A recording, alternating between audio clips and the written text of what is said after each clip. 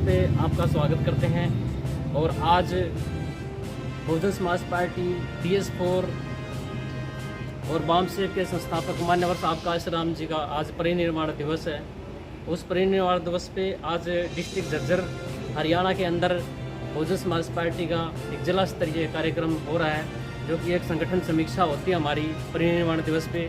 तो श्रद्धांजलि सभा जो है आज होती है 9 अक्टूबर को मान्यवर साहब काशीराम की। उसमें हम यहाँ पहुँचे हैं डिस्ट्रिक्ट झज्जर हरियाणा के अंदर, और हमारे डिस्ट्रिक्ट झज्जर की जो टीम है यहाँ पहुँची हुई है।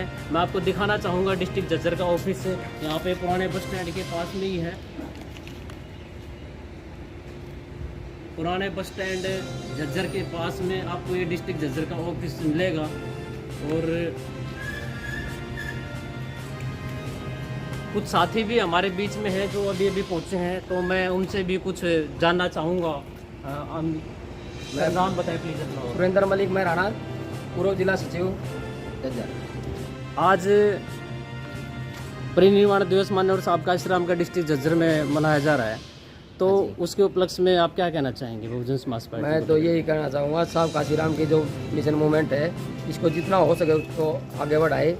जितना साहब काशीराम ने इतना संघर्ष करके इस मूवमेंट को यहाँ तक लेकर आए हैं, जो बाबा साहब लेके आए पहले, फिर साहब काशीराम, आज बहन जी जो बहुजन समाज पार्टी के का देख रही है, उसको हमारा यही दायित्व बनता है कि हम इसको ज़्यादा से ज़्यादा हम इसको आगे बढ़ाएं पार्टी का। संजीव बोध जी भी हमारे बीच में है, काफ़ी पुराने मिशनरी साथी हैं बहुजन समाज पार्टी के। उस ये भी कुछ विचार कहेंगे इस मामले पर। जी जरूर सुबीर जी। ऐसा है, एक ऐसा समय था कि इस दलित शोषित समाज के कोई रहबर या कोई नेता या कोई मार्गदर्शक नहीं था।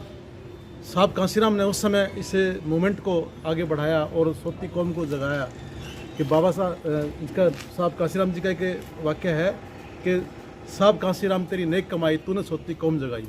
ऐसे समय में समाज को ऐसी राह दिखाई कि बाबा साहब और उनके मिशन को मनुवादी मीडिया ने और जो सामंतवादी विचारधारा के लोग जो राज्य में परमानेंट स्थापित थे, उन्होंने बाबा साहब की विचारधारा को और बहुजन समाज के सभी लोगों को कई हज़ार फुट नीचे दबा दिया था। अगर साहब काशीराम जी भारत में जन्मे नहीं होते तो हो सकता है बाबा साहब को नहीं जाते। ये ऑफिस है और ऑफिस के अंदर चलते हैं, हम देखते हैं मेरे साथ में।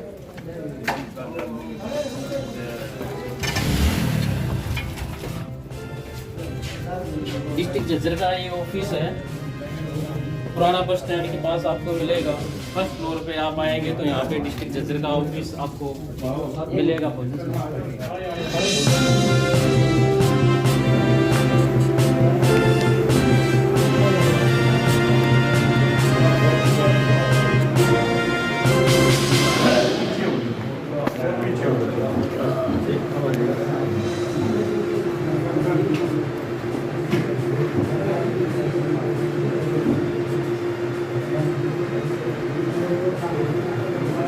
बहुजन समाज पार्टी जिंदाबाद, बहुजन समाज पार्टी जिंदाबाद, बाबा साहब अमर रहे, बाबा साहब अमर रहे, मान्यवर साहब काशीराम अमर रहे।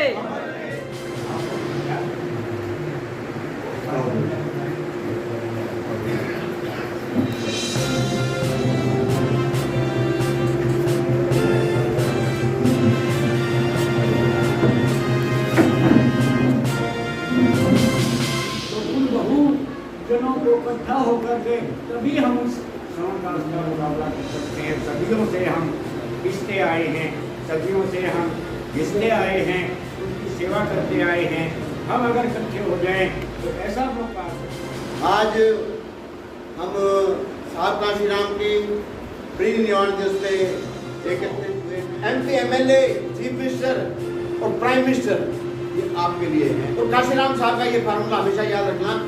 ये जो मंच है बहुजन समाज पार्टी का, ये हमारे सभी, चाहे वो जिला के पदाधिकारी हैं, चाहे विधानसभा के पदाधिकारी हैं, चाहे हमारे वरिष्ठ कार्यकर्ता साथी हैं, चाहे नए साथी हैं, चाहे हमारे सेक्टर के हैं, बूथ के हैं, कोशिश ये करते हैं हम कि हमारे सभी साथी मंचों पे 2 मिनट का समय लें।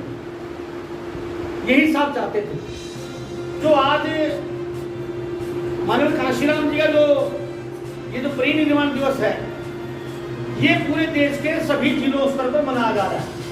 साहब काशीराम जी से जब पत्रकार ने पूछा, काशीराम जी आप करना क्या चाहते हैं, बताना क्या चाहते हैं, तो उन्होंने ये कहा कि मुझे जो हमारे महापुरुषों ने मिशन को तैयार किया, फुले, साहू, अम्बेडकर, पेरियार, रामास्वामी, जो उन्होंने मिशन तैयार किया तो उसकी विचारधारा थी जो उन्होंने अपने जीवन में किया, मैं उसी की बात कर रहा हूं। माननीय काशीराम जी माने मेरा अपना कोई मिशन नहीं है, ये सारा का सारा मिशन महापुरुषों का मिशन है।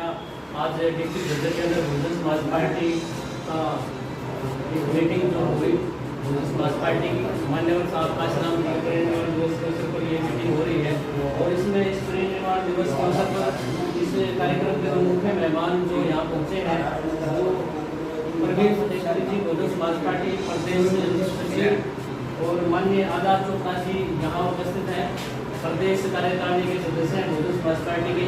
तो उनसे हम कुछ जानना चाहेंगे बहुजन समाज पार्टी के बारे में। बहुजन समाज पार्टी में सर आपका पहले बहुत बहुत स्वागत है sir.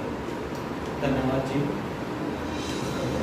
Sir Bahujan Samaj party का आज परिनिर्वाण दिवस आपने मनाया डिस्ट्रिक्ट स्तर में और काफ़ी संख्या में कार्यकर्ता यहाँ उपस्थित हुए हैं, तो संगठन समीक्षा के रूप में आपसे कुछ जानना चाहेंगे बहुजन समाज पार्टी हरियाणा के अंदर जैसे भी प्रोग्राम हुए हैं 5 जिलों के अंदर और काफ़ी तादाद में लोग यहाँ पे उपस्थित हुए, उसको देखते हुए हरियाणा में किस तरह की मुहिम जो है बहुजन समाज पार्टी की चल रही है और क्या गठबंधन बहुजन समाज पार्टी के साथ किसी पार्टी का हो पाएगा, तो इसको लेकर के आपसे जानना चाहेंगे।